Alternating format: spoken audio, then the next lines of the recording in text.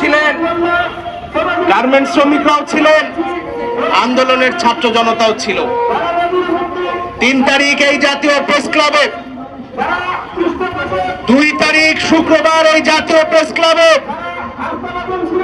গ্রহযাত্রা করেছিলাম আমরা গার্মেন্টস শ্রমিকরা লাল পতাকা নিয়ে। ছাত্র জনতার ডাকে গোটা বাংলাদেশ লাল হয়েছিল। লাল ছিল আমাদের সংগ্রামের রং, লাল ছিল আমাদের শহীদদের রং, আমাদের শহীদদের রেখে যাওয়া আমাদের জন্য পতাকা, আমাদের সেই পতাকার রঙ লাল। আজকে আমরা আছি, গার্মেন্টস শ্রমিকরা আছে, এই দেশের শ্রমিক মেহনতি মানুষ আছে, আজকে ছাত্র জনতা আছে।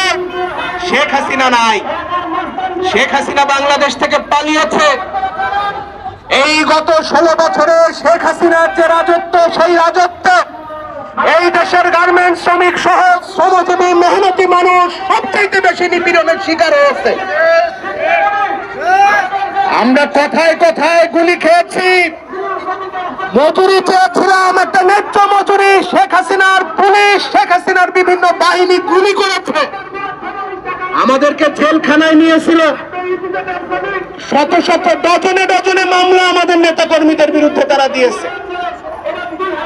আজকে আমরা জিজ্ঞাসা করতে চাই, এই যে মালিক সমিতির নেতা ছিলেন সিদ্দিক সাহেব, মালিক সমিতির নেতা কচি সাহেব, মালিক সমিতির নেতা ছিলেন সালাম মুর্শিদি, আপনারা কোথায়? আজকে আপনারা কোথায়? আপনাদের ব্যবসা করতে হবে না? আপনাদের কারখানা পরিচালনা করতে হবে না?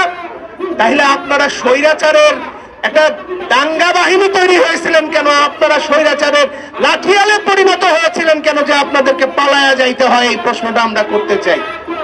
আমাদের দেশের মালিকদের চরিত্র এতটাই নিকৃষ্ট হয়ে গিয়েছিল এই শেখ হাসিনার শাসন আমলে, যে মালিকরা মালিক হিসেবে ভূমিকা পালন করার বদলে এক একজন স্বৈরাচারের লাঠিয়াল, মাস্তান, গুন্ডায় পরিণত হয়েছিল। তার পরিণতিতে গত 16 বছরে সীমাহীন জুলুম। আমরা বলতে চাই, সেই শুক্রবারে হাজার হাজার মানুষের দোযাত্রা, পরবর্তী সময় দেখলাম শনিবার দিন লাখো জনতার যাত্রা। আমরা দেখলাম তার 2 দিন পর 5 তারিখ এই দেশের স্বৈরাচার সরকার, ফ্যাসিস্ট সরকার, এই সরকার সেইখান থেকে তারা পালিয়েছেন। কে?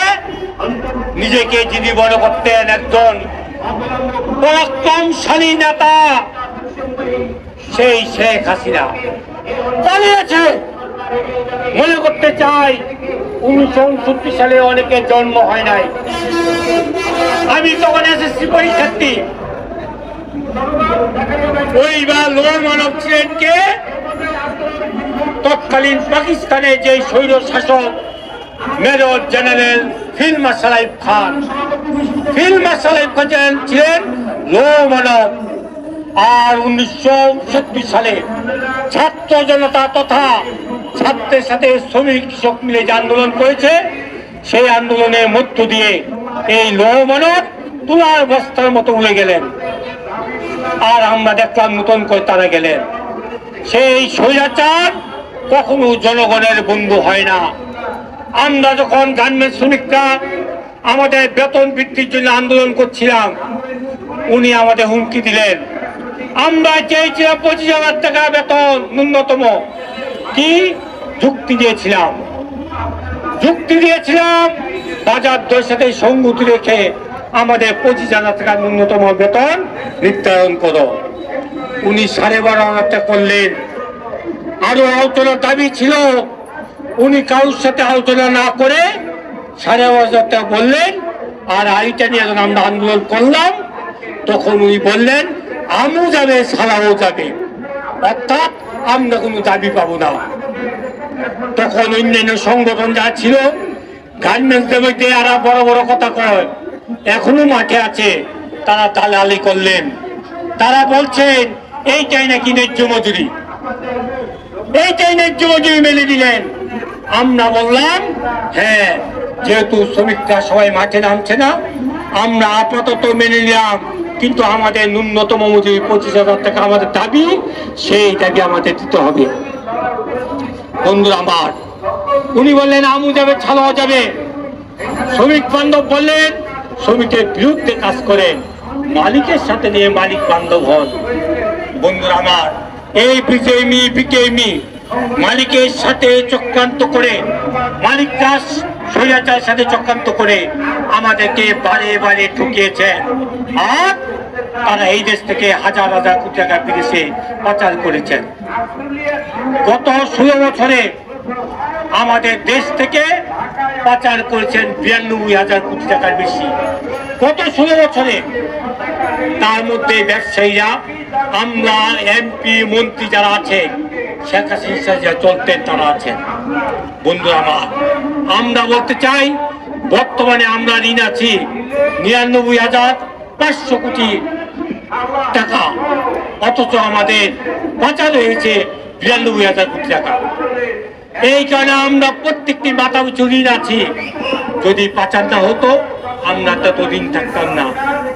বন্ধুরা আমার, আমরা স্পষ্ট করে বলতে চাই, আমাদের এই শ্রমিক জনতার সাথে ওই আমাদের দাবির আন্দোলনে যেই 6 জন শ্রমিককে হত্যা করেছিলেন, এবং পরবর্তী সময় এই আন্দোলনে আমাদের এখন পর্যন্ত হিসাব আছে 7 জন। কতজন মারা গেছে জানি না, আর শত শত শ্রমিককে আহত করা হয়েছে। অথচ এই আন্দোলনে শ্রমিকরা যদি না নামতো এই আন্দোলন সার্থক হতো না।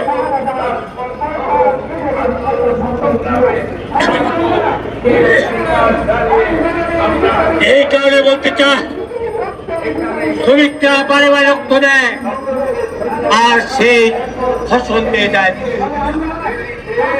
বন্ধুরা আবার, আমি স্পষ্ট করে বলতে চাই, আমাদের রেশন, আমাদের প্রতিষ্ঠানের বেতন